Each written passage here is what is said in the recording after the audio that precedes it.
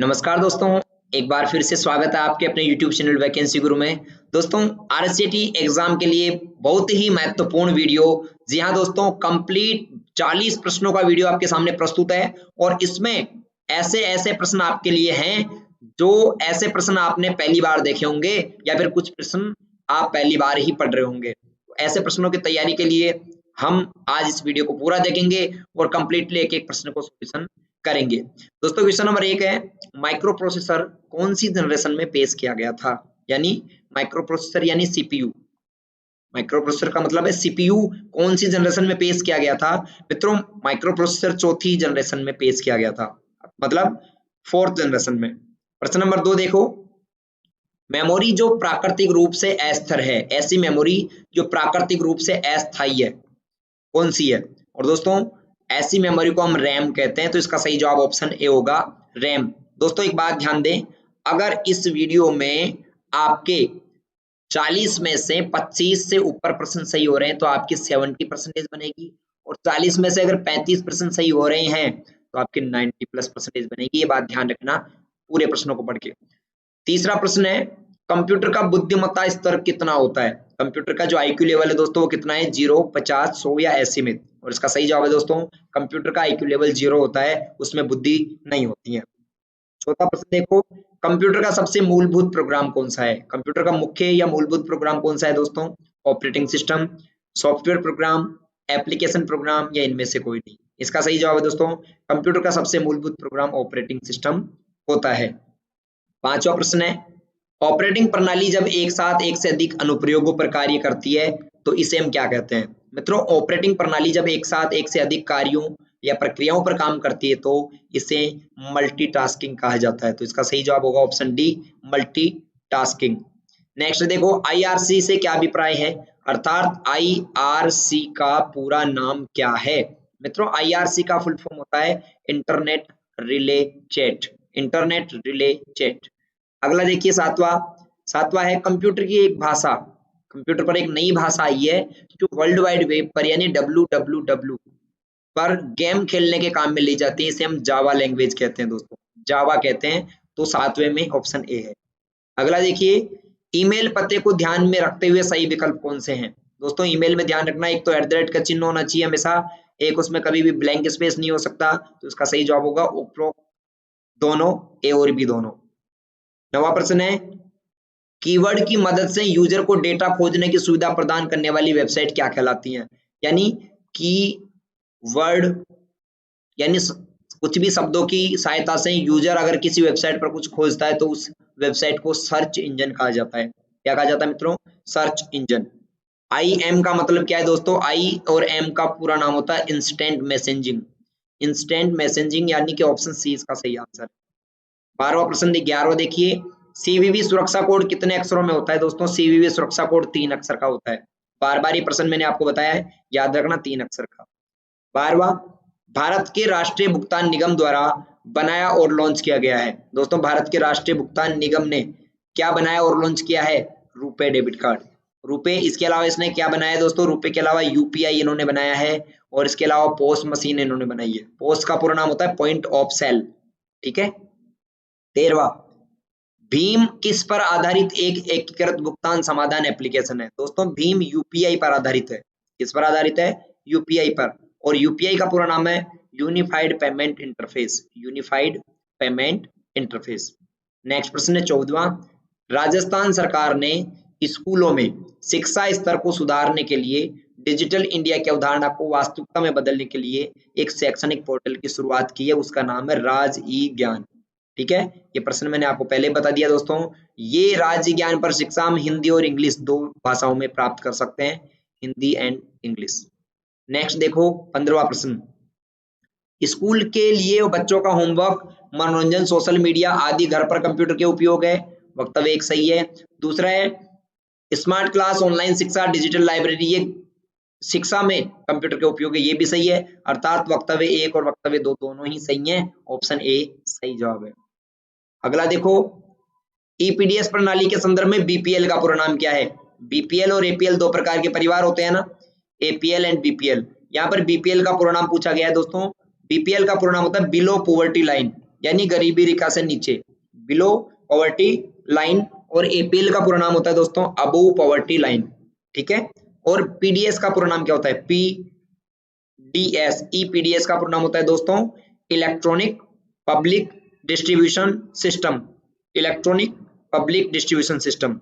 17वां, नागरिक एसएसओ पंजीकरण किस विकल्प के द्वारा कर सकता है। एक नागरिक को एसएसओ कार्ड अपनी आईडी बनानी है तो वो भामाशाह कार्ड, जन आधार का इस्तेमाल कर सकता है, आधार कार्ड या जीमेल अकाउंट का यूज कर सकता है, या फेसबुक का यूज कर सकता है। दोस्तों सभी का इस्तेमाल कर सकता है। ईवीएम का पूरा नाम क्या है दोस्तों, ईवीएम एक मशीन है, ठीक है, जो वोटिंग के काम में आती है, वोट देने के काम में आती है दोस्तों, इसको इलेक्ट्रॉनिक वोटिंग मशीन कहते हैं, अर्थात ऑप्शन सी। 19वां देखो, दो या दो से अधिक डिवाइसों के बीच फाइलों को स्थानांतरित करने के लिए लोकप्रिय एप्लीकेशन है। दोस्तों अगर एक कंप्यूटर से दूसरे कंप्यूटर में आपको कोई भी डेटा ट्रांसफर करना है, फाइलें ट्रांसफर करनी है, तो उसके लिए आप शेयर इट का इस्तेमाल करेंगे।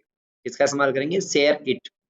अगला देखो 20वां, मोबाइल में स्क्रीन लॉक विकल्प है, स्वाइप, पैटर्न पिन, पासवर्ड या उपरोक्त सभी। इसका सही जवाब है दोस्तों उपरोक्त सभी। मतलब मोबाइल में जो स्क्रीन लॉक है वो उपरोक्त सभी होते हैं, स्वाइप भी होता है, पैटर्न पिन होता है, पासवर्ड होता है, इसके अलावा फिंगरप्रिंट होता है, जो भी है आप सबको मालूम है।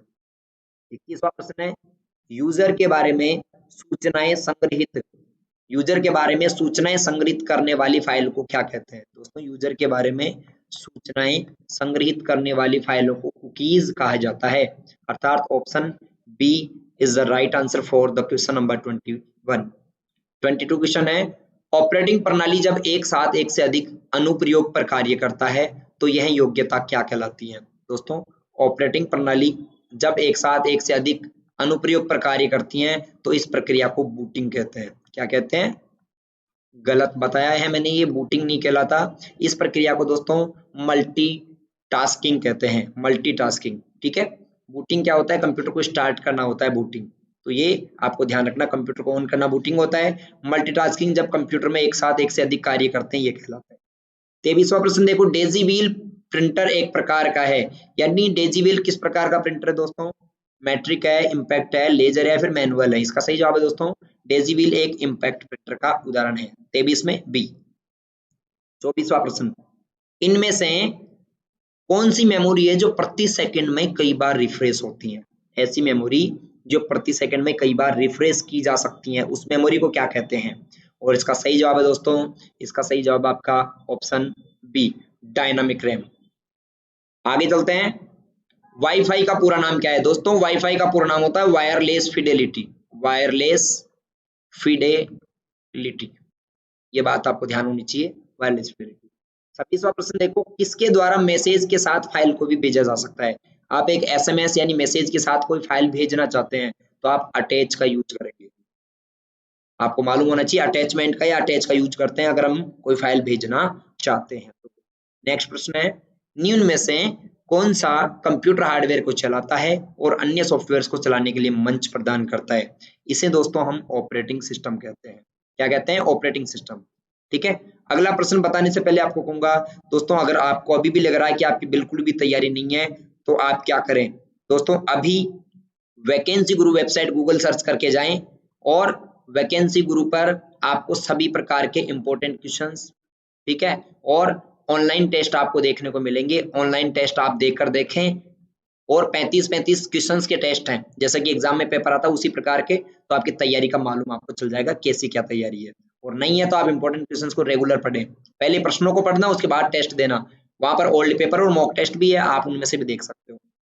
आगे चलते हैं, 28वां प्रश्न, और मजे की बात यह है कि दोस्तों ये सभी चीजें फ्री, आपके लिए कोई भी कॉस्ट की नहीं रखी गई है। 28वां प्रश्न है, निम्न में से कौन सी कंप्यूटर सिस्टम की एक सीमा है। दोस्तों कंप्यूटर के सिस्टम की एक जो सीमा है वो है बुद्धि का अभाव, यानी कंप्यूटर में दिमाग नहीं होता।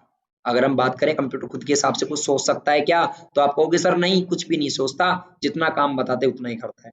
अगला देखो, प्री डिफाइन फॉर्मूले जो स्वतः गणना करने का कार्य करते हैं क्या कहलाते हैं। दोस्तों प्री डिफाइन फॉर्मूले जो स्वतः गणना करने का कार्य करते हैं उन्हें हम फंक्शन कहते हैं। क्या कहते हैं, फंक्शन। जो पहले से ही बने होते हैं उनको फंक्शन कहते हैं। जैसे टोटल के लिए एक टोटल यानी योग करने के लिए एक फंक्शन बनाया गया है बराबर SUM, तो ये एक फंक्शन हो गया।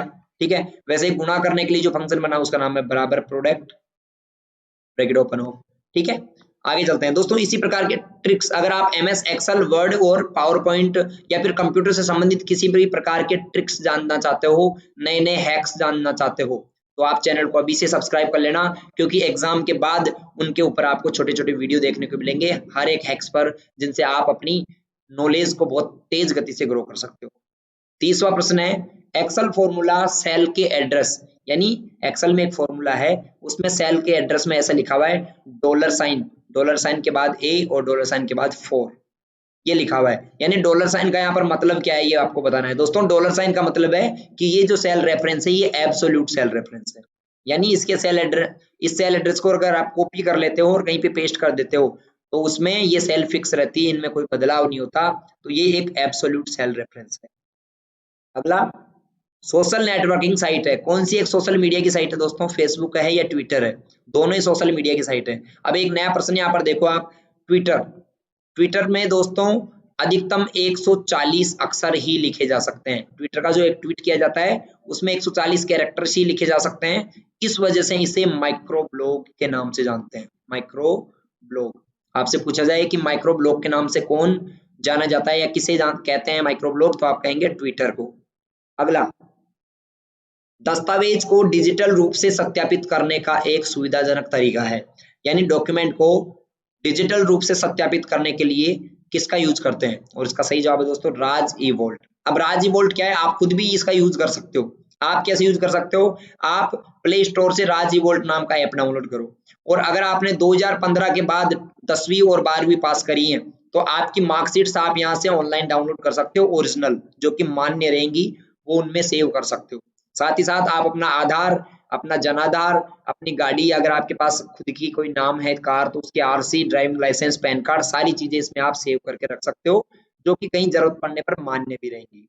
आगे चलते हैं 33वां प्रश्न, ऑनलाइन बैंकिंग को जाना जाता है, यानी ऑनलाइन बैंकिंग को अन्य किस नाम से जाना जाता है मित्रों, ऑनलाइन बैंकिंग को इंटरनेट बैंकिंग, नेट बैंकिंग, ई बैंकिंग और वर्चुअल बैंकिंग, उपरोक्त सभी नामों से जाना जाता है। ठीक है, अगर आपने ये सही किया है, आपको भी यही अगर प्रश्न आता था तो आप वीडियो को लाइक जरूर करें दोस्तों, वीडियो को लाइक अवश्य करें। 34वां देखिए, आर्थिक रूप से कमजोर वर्गों तक वित्तीय सेवाएं पहुंचाने के लिए कौन सा खाता खोला जाता है, यानी दोस्तों कौन सा खाता खोला जाता है आर्थिक रूप से जो कमजोर वर्ग है उन तक वित्तीय सेवाएं पहुंचाने के लिए, और इसका सही जवाब है दोस्तों जन धन खाता, यानी जन धन खाते का हम इस्तेमाल करते हैं। ये प्रधानमंत्री जन धन योजना का एक भाग है, प्रधानमंत्री जन धन योजना यानी PMJDY, जिसकी शुरुआत अगस्त 2014 में हुई थी। ओके, अगला देखो 15वां प्रश्न है, PNR का पूरा नाम क्या है मित्रों। PNR का फुल फॉर्म होता है पैसेंजर नेम रिकॉर्ड, मेरे साथ रिपीट करें, पैसेंजर नेम रिकॉर्ड। ठीक है, तो इसका सही जवाब क्या हो जाएगा, ऑप्शन आपका बी, पैसेंजर नेम रिकॉर्ड। 36वां प्रश्न है, राष्ट्रीय मतदाता सेवा पोर्टल कब लॉन्च किया गया दोस्तों। राष्ट्रीय मतदाता सेवा पोर्टल की शुरुआत जो है ये जनवरी 2015 में शुरुआत हुई थी इसकी, जनवरी 2015, अर्थात कितनी जनवरी को, 25 जनवरी को।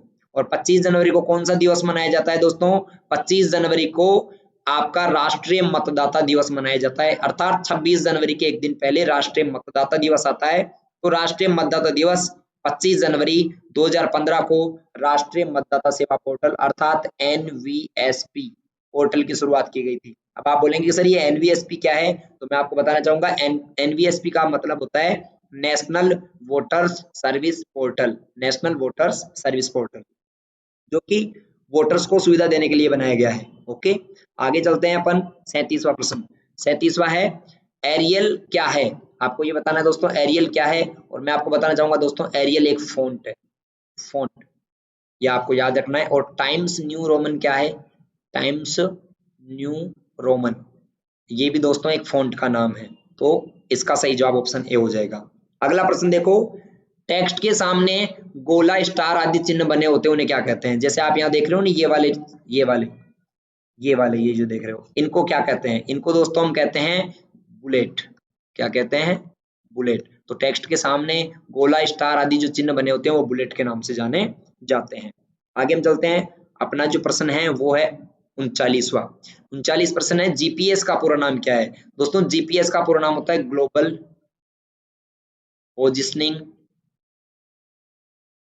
Positioning system. ठीक है, तो इसका सही जवाब हो जाएगा ऑप्शन आपका, यहाँ पर है ही नहीं, global positioning system, option A बिल्कुल सही। ये आप इसका सही जवाब हो जाएगा। गूगल प्ले स्टोर गलत है, ये भी गलत है, ये भी गलत है, तो इसका सही जवाब ऑप्शन ए हो जाएगा। आगे चलते हैं 40वां प्रश्न। 40वां प्रश्न आपके सामने है, वायरलेस नेटवर्क कनेक्शन को अन्य उपकरणों के साथ साझा करने की अनुमति कौन देता है? दोस्तों ये प्रश्न बताने से पहले आपको बताना चाहूंगा कि यदि आप क्या करना चाहते हैं, अपने कंप्यूटर नॉलेज को ग्रो करना चाहते हैं और आप वैकेंसी ग्रुप परिवार के सदस्य बनना चाहते हैं, तो चैनल को अवश्य सब्सक्राइब करके जाएं और वीडियो को लाइक अवश्य करें। 40वां प्रश्न है, वायरलेस नेटवर्क कनेक्शन को अन्य उपकरणों के साथ साझा करने के लिए हम दोस्तों मोबाइल हॉटस्पॉट का इस्तेमाल करते हैं। मतलब आप अपने कंप्यूटर से वायरलेस नेटवर्क कनेक्शन बनाकर दूसरे जो अन्य आपके उपकरण है उनमें आप नेटवर्क देना चाहते हो, तो आप मोबाइल हॉटस्पॉट का यूज करेंगे। ऐसे करके आज की इस वीडियो में दोस्तों हमने 40 प्रश्न जाने। आपको अगर वीडियो अच्छा लगा तो वीडियो को लाइक करिए और अपने दोस्तों के साथ शेयर जरूर करना। चैनल पर नए आए हो तो सब्सक्राइब जरूर करके जाएं। मिलते हैं अगले वीडियो में, तब तक के लिए गुड बाय, बाय बाय, धन्यवाद।